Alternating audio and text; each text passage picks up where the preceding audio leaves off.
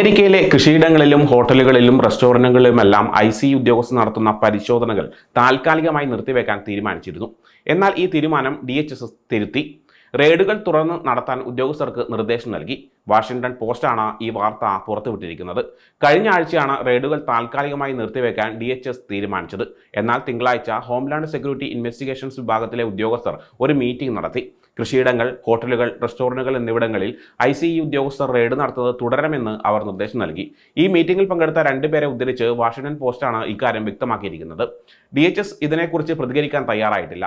എന്നാൽ ഒരു മുതിർന്ന US ഉദ്യോഗസ്ഥൻ റോയിറ്റേഴ്സിന് നൽകിയ ഇമെയിലിൽ ട്രംപിന്റെ ഭരണകൂടം റെയ്ഡുകൾ താൽക്കാലികമായി നിർത്തിവെക്കാൻ നിർദ്ദേശം നൽകിയിരുന്നു എന്ന് പറഞ്ഞിട്ടുണ്ട്. പ്രസിഡന്റ് ഡൊണാൾഡ് ട്രംപ് അധികാരത്തിൽ വന്നപ്പോൾ നിയമവിരുദ്ധമായി രാജ്യത്ത് താമസിക്കുന്നവരെ നാടുകടത്തുമെന്ന് പ്രഖ്യാപിച്ചിരുന്നു. കുറ്റവാളികളെ നാടുകടത്താനാണ് പ്രധാനമായും ലക്ഷ്യമിട്ടതെങ്കിലും കുറ്റകൃത്യങ്ങളിൽ പങ്കില്ലാത്ത നിരവധി ആളുകളെയും നാടുകടത്തി. ലോസ് ഏഞ്ചൽസിൽ ICE നടത്തിയ റെയ്ഡുകൾ വലിയ പ്രതിഷേധങ്ങൾക്ക് കാരണമായിരുന്നു. ICEയുടെ ഈ രീതിക്കെതിരെ പലരും രംഗത്ത് വന്നിട്ടുണ്ട്. നിയമം ലംഘിച്ച് രാജ്യത്ത് താമസിക്കുന്നവരെ കണ്ടെത്താനുള്ള ശ്രമങ്ങൾ തുടരുമെന്ന് അധികൃതർ അറിയിച്ചിട്ടുണ്ട്. അതേസമയം കാലിഫോർണിയയിൽ പുതിയ നിയമം വരുന്നുവെന്ന റിപ്പോർട്ടുകളും പുറത്തു വരുന്നുണ്ട്. ഇനി പോലീസുകാർക്ക് മുഖം മറക്കാൻ പറ്റില്ല. മുഖം മറച്ചാൽ കുറ്റകൃത്യമായി കണക്കാക്കും. കാലിഫോർണിയയിലെ നിയമനിർമ്മാതാക്കൾ പുതിയ നിയമം അവതരിപ്പിച്ചിട്ടുണ്ടെന്നാണ് പുറത്തുവരുന്ന റിപ്പോർട്ടുകൾ. കൂടുതൽ സുതാര്യത ഉറപ്പാക്കുകയാണ് ഇതിന്റെ ലക്ഷ്യം. പോലീസുകാരുടെ അധികാര ദുർവിനിയോഗം തടയുക, ആൾമാറാട്ടം ഒഴിവാക്കുക എന്നിവയാണ് പ്രധാന ലക്ഷ്യങ്ങൾ. സാൻ ഫ്രാൻസിസ്കോയിലെ സ്റ്റേറ്റ് സെനറ്റർ സ്കോട്ട് വിയനവും ബെർക്ക്ലിയിലെ സ്റ്റേറ്റ് സെനറ്റർ ജെസ്സി അറേഗുയിനും ചേർന്നാണ് ഈ നിയമം കൊണ്ടുവരുന്നത്.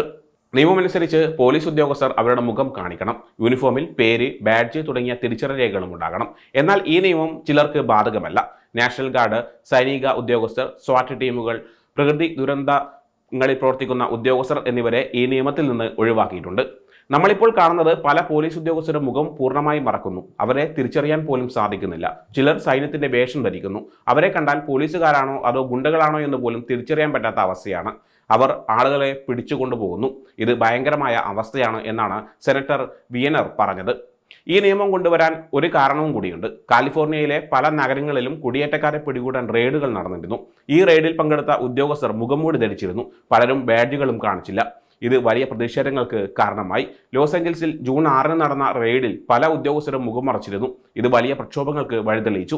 ഡൊണാൾഡ് ട്രംപിനെ നാഷണൽ ഗാർഡ് ട്രൂപ്പുകളെയും മറൈൻ സൈനികരെയും ലോസ് ഏഞ്ചൽസിലേക്ക് അയക്കേണ്ടി വന്നു. 100-ലധികം ആളുകളെ അന്ന് അറസ്റ്റ് ചെയ്തു. അവരെക്കുറിച്ച് വിവരങ്ങൾ ലഭ്യമല്ലെന്ന് കുടിയേറ്റക്കാരുടെ അഭിഭാഷകർ പറയുന്നു.